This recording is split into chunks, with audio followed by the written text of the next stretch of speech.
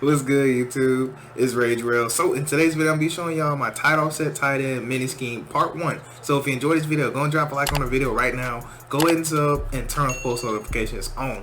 Now, before I do get to the video, I do ask if you find any value whatsoever out of this video, if you could do me a favor and watch at least 30 seconds of any ad that you see throughout the video. That way I can actually get paid, because if you didn't know, I actually do not get paid when you hit skip ad, and I do plan on becoming a full-time YouTuber, so I would truly appreciate that. So let's dive into this. So right here you see we do have tight offset tight end. So one of the things you need to know is that when you're using tight offset tight end, you want to leave the formation just like this with no packages if you want to audible. So if you want to go to bunch, if you want to go to stack wide flex, which has a nice run play in it, and also they have taste and heal slot. So if you want to utilize any of those formations, then leave it just how it is. Honestly, I like it just how it is with the personnel wise. Now, if you want to have 4 receivers, all you need to do is go to halfback 1 package, and that's actually going to put your second string running back in, which is what you want. So I'm actually going to make sure Chris Thompson is in here because he's the better running back than Robinson.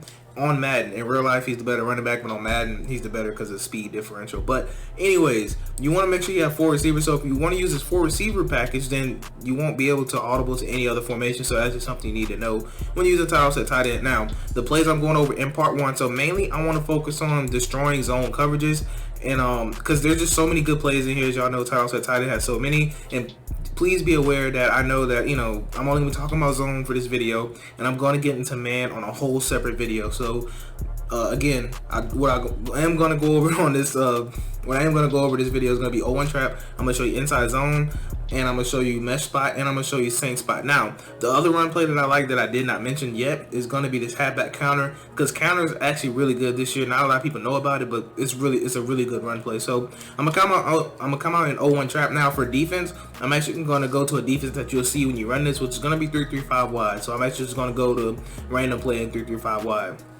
Now, you notice I have the ball in the middle, and it's going to vary depending on where I like to run certain route combos too, and I'm going to get into that in just a second. But let's talk about this 0-1 trap. So with this 0-1 trap, it's really good, but practice mode, they're going to make it look like it's not good, but the reason it's good because 9 times out of 10 people are going to be shifting their line. Maybe they might slide towards the running back, maybe they like sliding away. So it's really good when they start trying to shift their lines. A lot of people are going to press, and what I like to do is I like to take my ID and ID the middle linebacker. So to me, if somebody's able to climb up, as you can tell right there, you see how the center climbed up. I believe that was the center. It might have been the center of the tackle, but you see how they climbed up and picked up that middle backer. That's most likely going to be your user. So I like to ID him so I can't get blew up in the backfield.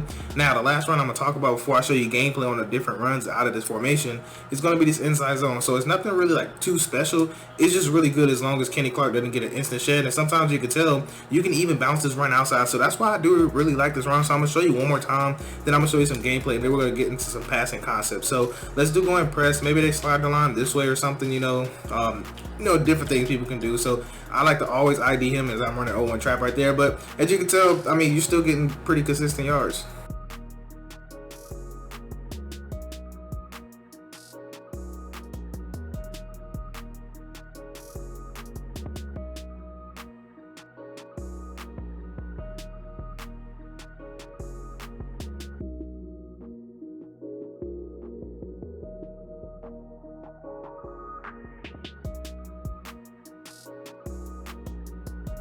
Now, the first play that I'm going to show you is going to be this mesh spot play. So looking at the mesh spot play, what I really love is honestly this triangle route, but you always want to run this to the wide side. So you want triangle going to the wide side. So let's go ahead and move the ball to this right hash. So if I'm on a right hash, then I want this ran to the, I want this corner route right here to be on the left side. That makes sense. So for the setup, you just want to take triangle and you want to smart route this route just like this. So what you notice is that it actually turns into that smart route corner route like that Z spot play and a gun bunch. So from here, what you want to do, you want to take square, put him on a streak.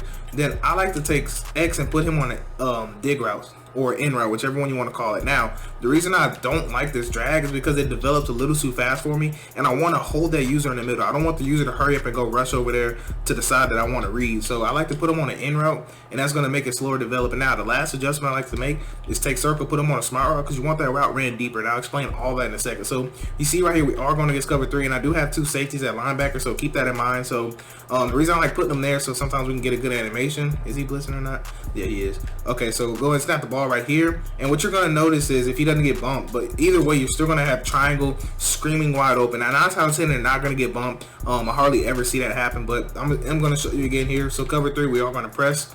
Now again, you want to take triangle, put them on a smart routed right now. You don't have to smart route. I'll show you one time where they're not smart routed. It's technically not required, but it just gets open a lot cleaner, I should say.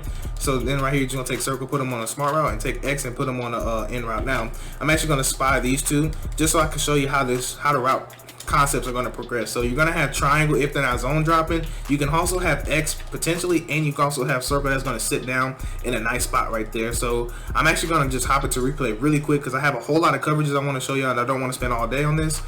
So looking out, you always want to make sure you have this. So if they start zone dropping to account for this route right here, because you could tell they're going to have to zone drop if they want to guard that. If they are zone dropping, then you can actually have this flat route, because 9 times out of 10 that's going to be a purple with just like the other side. So you can still throw this here. Technically you just need to low ball that, and you'll probably gain about, let's look at the stick, so maybe about 3-4 yards if you throw it here and low ball it. But if they're zone dropping, you can get potentially 7 yards off that easy. Now right here, as you can tell, this is going to be wide open just because of this hook curl is going to get sucked down by this in route, as you can tell right here. And also you can still have this right here in this window if they don't have spies, and of course we already said we have that. So this is why this play is powerful, because you can just really just dominate with just this one play, honestly. So now I do want to show you, let's go to cover 4 drop. So let's switch it up. So you see right here, cover 4 drop.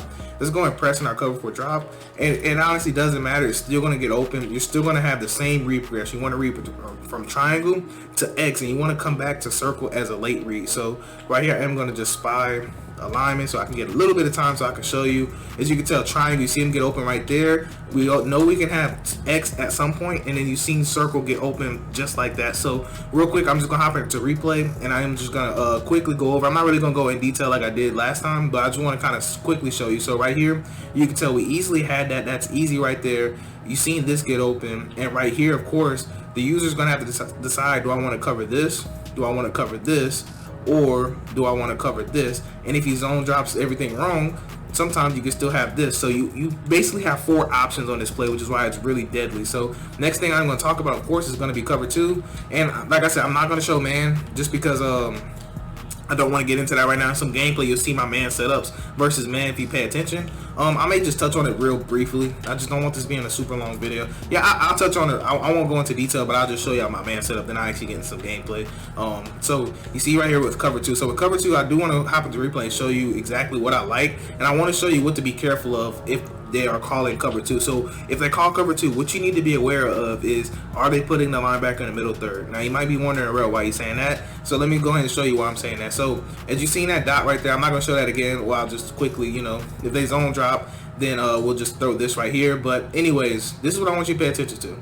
So right here, well, I want you to pay attention to him. So he's the mid read, as you can tell right here. This is your mid read defender. So if they are leaving him in the mid read, watch how he plays. So he's going to kind of come here and he's going to kind of stop and play that. Now, depending on his overall, sometimes you could throw a pick if they leave him in the mid read. You can throw a pick. Please keep that in mind. But if they're putting him in the middle third, he's just going to keep dropping straight back here. So this is just legit going to be wide open. So if they have him in the middle third, then he's going to be wide open, and they're going to really be in trouble if they play a middle third. Why? Because now they're really going to have to choose between X, or they're going to choose between this circle route right here. So that's why I do love this play so much. So last thing I want to talk about is man coverage. I appreciate y'all rocking with me. By the way, I know this is kind of a little long video, but let's call it over the top. Now I'm just going to show my setup. I'm going to run it and to show you some gameplay, because like I said, this is not a man beating. I don't like this play versus man, but I'm going to show you what you can do versus it.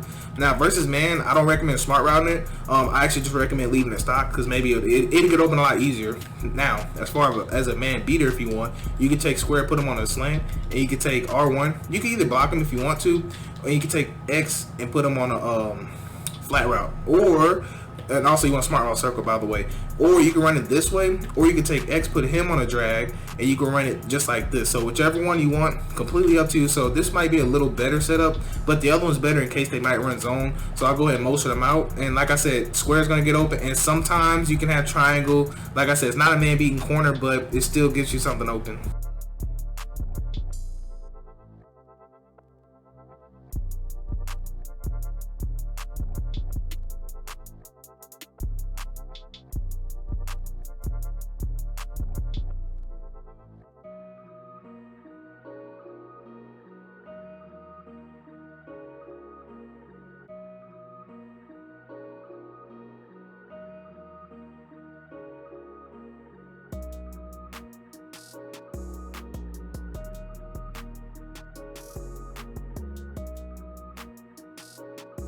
Now, for the last play that I'm gonna talk about, it's actually gonna be the Saint spots play. And honestly, I really love running this play either in the middle or on this left hash, but preferably I want to be on this left hash, so that's why I'm gonna go ahead and move the ball to the left hash. Now I have a whole lot of setups out of this, so I'm gonna quickly go over them. So for my base setup, so again, my base setup, you just want to take square, put him on a hitch, take circle, put him on a hitch, and then you want to take X and motion him across. Now this is good because if they're playing like any type of cover 3 or honestly any zone coverage, you're gonna have either one of those hitches open. Why? Because if you think about it, they're gonna have to use their hook curl at some point, and they're gonna have to use their hook curl. And if they try to use their safety, sometimes you can still have either one open depending on what coverage they run. And nobody wants to really use their safety versus tight offset tight end. I promise you they don't. So let's go and snap the ball here. Hopefully we get some time and don't get screened. As you can tell, X is gonna get open right there in that nice little pocket. So it's gonna have to force them to kind of put maybe a vert hook and zone drop it, or they're gonna have to put a curl flap that deep and maybe move it. So they're gonna have to do a lot to take away that window. So that's what I want you to pay attention to. But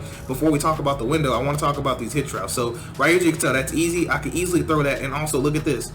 You can easily throw this too. Now, one thing I need you to pay attention to also is if they are not zone dropping. So again, if they are not zone dropping, what's going to happen is this curl flat defender is going to get sucked down by this hitch. So that's why he comes down, and look what we're going to have wide open. So we're going to have this route literally wide open. That's easy throw on the sideline, toe tap. So now we have an open hitch we could throw. Boom, we could throw that right now. Now, since he's behind him, they're not going to let him pick it unless he has like acrobat. If he has acrobat, don't throw that because you will throw a pick. But if they don't, either way, you can still have this open, or we can have this nice pocket right here because this flat route is going to widen out that curl flat, leaving this big old gap that this cornerback is not going to be able to fill because he has to keep going back into his own responsibility. That's not his own responsibility, so that's why it's going to get wide open. Now let's take a look at cover 4 drop. So a cover 4 drop, it's the same principles as cover 3. So that's why in a lot of my videos I actually don't do cover 4 drop, because it's the same principle as cover 3, as you can tell right here. So we're gonna have our hitch. We can also have triangle if we want. Actually, I threw X way too late because I was trying to show y'all what was open. But we're gonna hop into replay real quick and just kind of show you exactly what the read progression is on that. So the reason I say it's similar because it's both hook zones. So you can always manipulate hook zones. So as you can see right here, this is going to be wide open, easy right there. Boom, that's an easy throw. I know you see this linebacker, but in Madden you'll be able to throw that low ball that every single time. Now the same concept is going to happen. Now I would only recommend throwing this is if you're on the wide side of the field with this corner route. So just be very careful with that. Unless you got a good receiver, you can still throw this in here and get a possession catch. I don't want to show you just do the time, but either way, he's actually going to drop back and try to play that. So you can actually just have this hitch late in cover 4, and also the same thing's going to be open. So you can have this area right here. You just need to lead past that down and possession catch that. I actually will show you that, and then we're going to go ahead and move on. Just because I know you probably might be thinking, bro, that's not open. But I'm going to go ahead and show you. Let's go and press. Go and set it up real quick. And also, for another variation that you can do, you can actually take circle, put them on a streak as well. I like that variation just whenever I want to push the ball a little deeper down the field. But I'm just going to show you this one right here. So I just want to show you that gap is still open right there. That's what I was trying to tell you, that you can throw that literally every single time. So just trust me when I say that you can throw things. I know sometimes y'all be like, bro, that's not open, but it really do be. Let's talk about cover 2 though, and let's go and press. Now this is if they aren't putting a middle third, by the way. So then what you're going to be doing base setups just like this. But let's go and snap the ball. As you can tell, square's going to get open. Circle's actually not going to get open. But as long as I don't get a throw out of sack and under pressure, then you actually have that in the same little gap. Which is why I said, honestly, this play is really, really good. So if they start zone dropping, then we'll be able to have the flat route every single time. So let me go and show you that. And then we'll kind of move on a little bit. I know this is kind of a longer video. Like I said, just let me know if y'all like when I kind of break it down like this. But anyways, this is going to get wide open because this vertical hook is going to get pushed back by this corner route. Now, this vertical hook actually is going to stick with him because he doesn't have nothing threatening him at the moment until this post comes. And he's going to actually back off of that. So you can actually have this wide open. So just pretend like this is the user.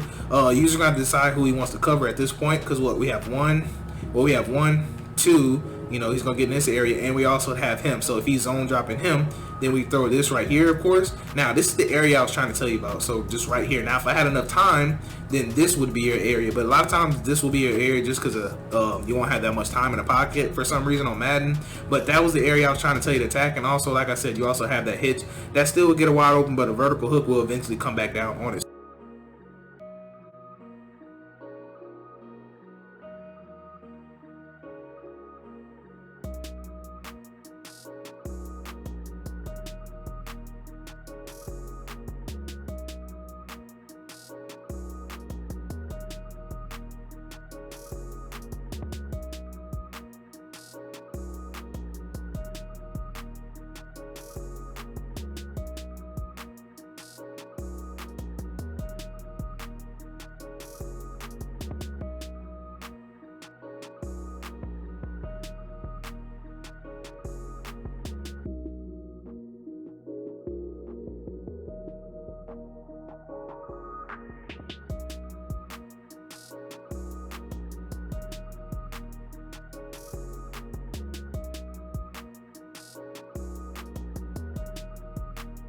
So that's gonna wrap it up for part 1. Do let me know if you enjoyed this video, and I did make it a tad bit longer than I would like to, but I hope y'all are cool with that. Like I said, be ready for part 2, because part 2 I'm gonna go real in depth about man and how I love to destroy any man variation. So anyways, let me know if you will enjoy that. Let me know if you enjoy the scheme also. But anyway, I hope you have a blessed day. I'm Rage Real, and I'm out.